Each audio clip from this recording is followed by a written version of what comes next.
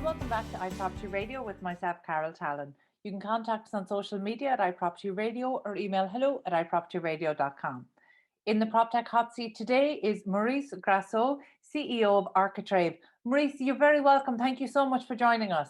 Thank you very much, Carol, for the opportunity. And on a personal note, if I may, I love to hear the Irish twang. I spent like 5 years in a past life in Ireland, and whenever I hear that twang again, it brings back great memories. So happy to be on your show and happy to meet you.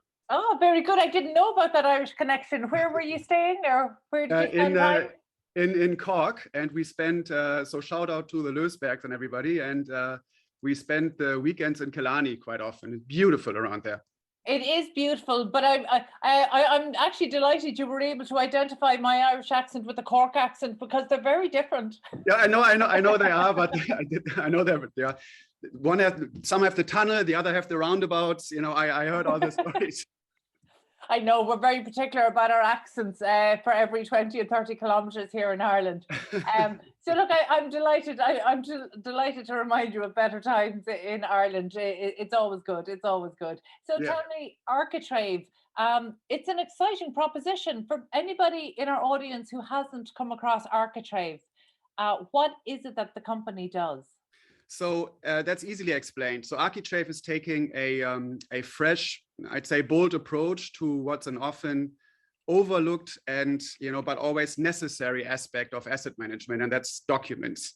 Every asset produces thousands of documents per month, and I know that document management doesn't sound too sexy, but the sheer amount of documents involved in managing real estate means that you have to have them organized in one place globally. And I think for asset managers who are looking for the edge, it's just non-negotiable. And so what we do is we fully digitize, organize, standardize all the documents and the data within their documents. And we see boosts of performance by 30%. By not having to look for documents, by what we call better ready for transactions and valuations, by just being organized. The increase in efficiency is felt by our clients quite fast. How did the Architrave journey start? How did you come? Were you involved in real estate or technology? No, I started Architrave because I saw firsthand how costly it is when asset managers don't have all their documents organized and unified in one place. So in 2008, I was involved in a sale of a large commercial portfolio, and that stalled, as key documents were missing. And at the last minute, just a couple of days before Lehman broke, the financial crisis broke. So it's just a couple of days, these documents were found and the sale went through. But if they would have been not found, or it would have taken them a little bit longer to be found, the transaction would have collapsed, and it would have meant like a loss of billions. And this is when I realized that for asset managers, having all relevant docs and data properly organized doesn't just save them a massive amount of time, money, and stress. It also safeguards them against uncertainty, and to be able to react quicker, to being more opportunistic now, and to future-proof was something that I was aware that that's where the journey is going. It's really interesting when you take us back to those days in 2008, because it's one thing to talk about digitizing the paperwork around asset management, but I, for one, didn't realize just how poor the industry was at keeping records manually or digitized. So this isn't a technology. This was I don't know, was it an organization or a prioritization issue? But one of the things we learned during the crash was that banks in Ireland, I don't know what it was like in other countries, although I know there was a similar situation in Spain, they did not even know the assets that they had security over. So it was, I suppose from that point of view, it really brought it home to people in the industry how poor the record keeping was. But at an individual level, at a corporate level, we would have thought that shift, has been made. But it's surprising to hear that actually best practice is not well established in Ireland or elsewhere. I couldn't agree more with you, Carol. And it's the same, what you described, the people not actually knowing how much assets they actually own and what the owner structure looks like. That's one aspect. But, I have to say that a lot of them have caught on. So we'll see honestly huge organizations now making sure that globally they want to understand in each country, do I have all the data and documents to be able to do whatever I want with my asset? And can I centrally through a dashboard identify where I don't, where I have missing stuff? So like you have these organizations now who really caught on and who are trying the best. But then you have others who and that's bringing your point back from the best practice sharing that don't. So I sometimes have a phone call with somebody talking about AI. How can we get more data out of documents? How can we, analyze energy certificates and get ESG data out of documents? And I hang up the phone and I have a next call. And then somebody says, hey, I'm a big insurance company. We are thinking about scanning all our files. Do you think that's a good idea? I'm like, yeah, I think it's a good idea. Yeah, you should be in control of your documents. But like, I can see the market really going widely. They separate each other from like the top asset management companies that really want to be a platform that's fast, that's efficient, and then others who are still a little bit in the opportunistic days where you really didn't have to be so effective to earn loads of money, and I think that will come to a point where that sort of like becomes almost lethal if you don't cop on specifically nowadays. This will have consequences for sure. I'm picking up on the Cork dialect there because nobody outside of Ireland would tell the industry it needs to cop on, but you're absolutely right. The industry. That's your twang. That's your twang.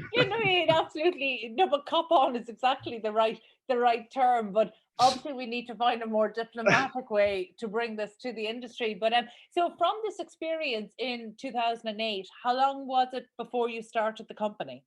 So that took some time because what we've worked on was, so the industry, as you know, is very fragmentized. And one of the consequences of that fragmentization is a lack of standards. They don't agree on standards. They're not used to work together. And so when company A sells something to company B, the documents and the data that they're sending to each other usually doesn't fit. And it takes a lot of work to make them fit into the new system. So that fragmentization is, resulting in the lack of standards. So now Architrave wants to, make sure that within documents and data points and documents, we do have a standard. So it took us some time to sort of like develop this, what I call the Rosetta Stone of documents and data. And we've done this with RIX in London and one of our partner companies. And so we've came up with that standard now that we now can take to each country. So for example, we know what kind of documents you need in the UK to describe ownership. We know what documents you need in Germany to describe ownership, in France to describe ownership. So the idea is, what kind of documents do we need in each of those countries that our investors and clients are operating in? And can we then have a look at the documents and see what key documents are they missing per asset, just by having a machine controlling the document intake? Your company is operating across Germany, Australia, and Switzerland, and I know you've just entered the UK market. This is giving you, obviously, you'll have a perspective about how the different jurisdictions are faring. So looking at the UK market, how would that compare in terms of how the industry is digitizing its processes and its paperwork?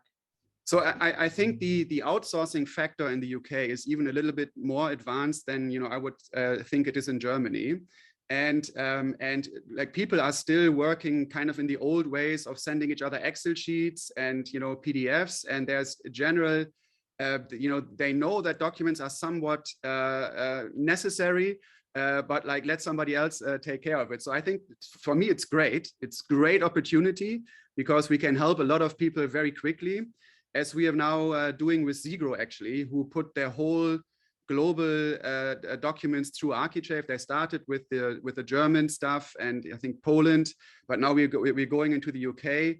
and they want to build that platform where no matter where their assets are, they are 100% in control on what's there, what's left. And I think that like SEGRO, you have a lot of companies now in the UK that are doing very well, that want to get ready for 24 and 25 and beyond, and create that platform that buys faster than others, that sells faster than others, that manages more efficiently than others. And I think so it's the right time to actually enter the market. And I think it's good. We have a good team also that ex-JLL people and founders themselves with a great network. And so we're having good conversations. And so I think it's a good opportunity for us. Well, that's good to hear. I'm coming back to what you're doing for example, that one client you mentioned. At some point, this client is going to have to subcontract work, or is going to have to transfer or lease property to another party. How dependent is your system on people being able to receive it, or is this really an opportunity for the entire industry to move to a more common data environment? That's a great question, Kat. I think if you look at the way that they're doing it now, I think, in my view, I think they are dependent too much on the outsourcing partner in hosting their data and their documents. So I'd feel uncomfortable if necessary documents and data concerning my assets would be somewhere else and I couldn't access them, because the result is I cannot change service providers so quickly. Because, hey, if I'm taking the property management mandate away from A, God forbids that they're walking away with all my documents and data.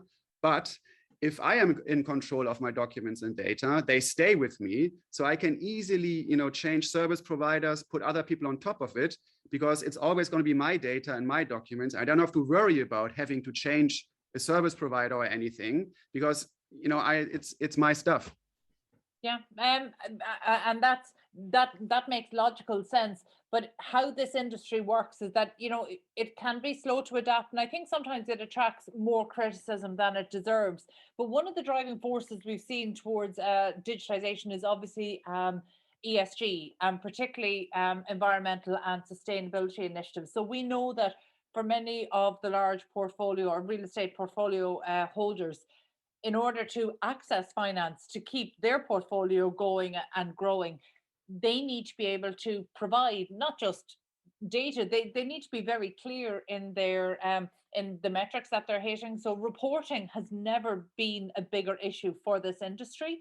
Yes. Is that creating an opportunity for you, or where does Architrave fit into that? Not directly. So the ESG thing is hitting the industry quite hard, and I think we're only seeing the beginnings now. Because if you look at the contribution of carbon dioxide, you have like cars 10%, but they get all the blame.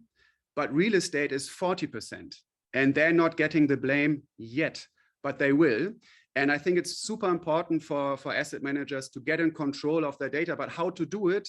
If the buildings are old, they're not sending the data. So how do you deal with that? So it's a huge problem, and I don't think that anybody has really solved it yet. We are doing a small little aspect of it, because you need to get the ESG data per building. And what we are doing is we are sort of like extracting the data out of the energy certificates. So we understand if somebody throws a document into our system, and if it is an energy certificate, we'll then be able to extract the necessary data that some can use to fill their ESG data. But it's only like a small puzzle, and I wouldn't position us as an ESG enabler. It's like we are one mosaic in this huge universe here. So who are your clients? So for example, expanding into the UK market, and obviously you're welcome to name names or not, but expanding into the UK market, what are your ambitions? What do you expect to achieve with the expansion? So I am adding more assets to the platform, adding more documents to the platform, because I'm thinking that at some stage, so we now have around 7,000 commercial real estates that are managed on our platform. That's around 150 billion euros worth of assets. And so our goal is to triple that number. So I'm thinking when when we talk to the bigger customers in the UK, it's the PGIMs, the Nuveen's, the Barings, and those kinds. They all understand what we're doing, and moving the system to Architrave is a strategic software sell. So like we know it's taking some time. It needs confidence building. It needs some external data points to make sure, yes, somebody else is using it. I'm not the first one. It's not a Berlin startup, and I don't know what they're doing. So it takes time. We do have the time, and it's those big ones that I want to convince. And at some stage, I think there's some sort of like gravity happening. If you have more and more assets on the platform, if this becomes the way that people manage documents, there'll be like a certain gravity going towards Architrave that then becomes a solution where all documents and data are hosted. And that enables a lot more, because there's a lot of proptechs out there that need data and documents to do their model. But if we already have it, so this could be an operating system, and it opens up some buy and build opportunities now for us, thinking that, in each of these big companies, there's somebody responsible for digitization, trying to make sense of these 9,000 proptechs. How do I work them together? Which one is actually working great? Which one isn't? How do I create value by adding 2 or 3 of them together? And each one of those people have to do it themselves, and they are not software people. So I'm thinking it's a little bit of a race. Who's faster? Is it the real estate people learning software, or is it the software people learning real estate? And I'm thinking that we are beautifully positioned to now build this ecosystem ourselves and provide the market with not only documents, but then also data, ESG dashboards, other stuff. So we're looking at quite some companies now that make sense to add and that would create value to our existing product lines. And then, let us create that ecosystem, because I think Europe needs one big player before all this business goes back to the US again, as it always does in software. So like, I'm not on my watch. I'm trying to work this European powerhouse. And hey, I got to tell you, the conversations I'm having, I think the market is ripe for consolidation. It's not that they think, no, let's leave it like it is. I think everybody wants to see some consolidation. They want to see some bigger players emerging. Nobody thinks that an asset manager in the future has like 600 apps on his or her iPhone. So it will need to be bigger companies that have the whole ecosystem under their roof, making it all work together in a way that they couldn't do it themselves. And that's when we create value. There's so much in what you've said there that echoes what we've seen in the success of, say, construction technology companies across the US. Right. And you're absolutely right. This is a space that isn't owned by any one company. There's no dominant player in this. So it is absolutely to play for. But one of the really important things that you said there that I want to emphasize, because I think this is something that maybe people who are at earlier stages of the innovation journey might not realize, that actually we've innovators coming up with great solutions to problems that they might have rightly identified, but actually their solution depends on getting access to information, and then months into the process they're surprised to learn that actually this information might not be available. So that's a really interesting point, that actually it is almost like an operating system for data that's required across the system, but whether that will be one common one or whether it will stay fragmented. I mean, look, absolutely. I spoke in the last couple of months to Ben Lerner of Lerner Associates, and he's really involved in the M&A sector, and he feels the only way the sector can grow is through consolidation. I'm 100%. And that's where we are at the moment. So, Team Ben Lerner, Ben Lerner. Yeah. No, 100%. But he's absolutely right, and it's amazing. And I think that's really difficult for some innovators to hear, but it's also worrying for some buyers of solutions to hear. So some portfolio owners who have invested into technology, and they're realizing that yes, it solves one problem, but actually it doesn't integrate to help us solve our other problems. So you're absolutely right. No asset manager wants to have tens or certainly not hundreds of apps. But unfortunately, if they were to buy in a new solution for every problem that's identified, that's exactly what would happen. Yeah. And obviously that doesn't make sense, and it's not sustainable. So actually, I love to hear that ambition going after something that you know is a space that needs to be owned. So, you know, I'm before we wrap up today, I definitely want to hear, what are your ambitions? What's your goal for the coming year or two? So I think, you know, we are actually like thinking a lot about M&A right now. And so I hopefully in the next 2 weeks, we will be able to announce our first deal. It's a fantastic deal. I think it will grant us opportunity into the North American market. It's a super great founders team. It's an application that we want to sell to our clients. So it's super close to be signing. That's why I'm confidently, you know, talking about already. I won't mention the name, but I'm going to go on the record that it's happening. And the next one's already lined up. So the next acquisition is something that we're also working on in parallel. So what I want to do now is get those 2 transactions on board, prove the value that we see by adding those products on top of our products. So it's not about like just buying everything. It's about like buying the right things for the right price and creating a win-win for everybody. I also need to convince the investors in the other system that by joining something that potentially can become bigger, that they make more money or get more what they want out of it. So so those 2 need to happen. And, you know, then it's time to look at the market and see, you know, who can partner with us so we can actually expand on that buy and build strategy. But then I'm hitting the market with already 2 done deals. And so I think the reference is there. So, you know, let's get them over the line, and then 23 show the value that we create by both of them. And I think then we would be in a great position. So I'm also thinking we're very, you know, cautious around 23 when it comes to the industry as such, because there's a crisis, or multiple crises, I should say. And the real estate industry in the past, when it happens, when a crisis comes, they're reacting by, I'm not going to do anything. I'm going to wait it out. And so I'm thinking that, you know, the bigger companies will always try to make a move and do strategic software buys, but smaller companies, they probably look at every euro or pound and make sure that it stays, because they don't know what's going to happen. It's not the time where they really invest in their future setup, unfortunately. So I think we have to be ready for a year where we probably don't see massive growth rates.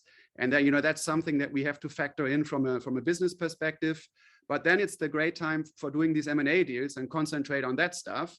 And then once we come out of 23, we have created that powerhouse. Everything's working together, and then the market will pick up. That'd be awesome. It sounds exciting, and I wish you the very best of luck with your plans. Any plans to dip your toe into the Irish market? Oh, I mean, certainly. If there's any reason for me to come back, I'll take it in a split second. Great. Okay. Well, we'll get the industry to cop on and give you a reason to come back. I don't mean to sound it any offensive or something. Not at all. It was exactly the right term to use. And it was my absolute pleasure to talk to you. That was Maurice Grassau, CEO of Architrave. And that's it from us this week. You can get in touch with the show on social media at iPropertyRadio or by emailing hello@iPropertyRadio.com. My thanks to producer Breed Malloy and the Hear Me Roar Media production team, and to Luke Delaney on sound for Dublin South FM. Until next time, thank you for listening.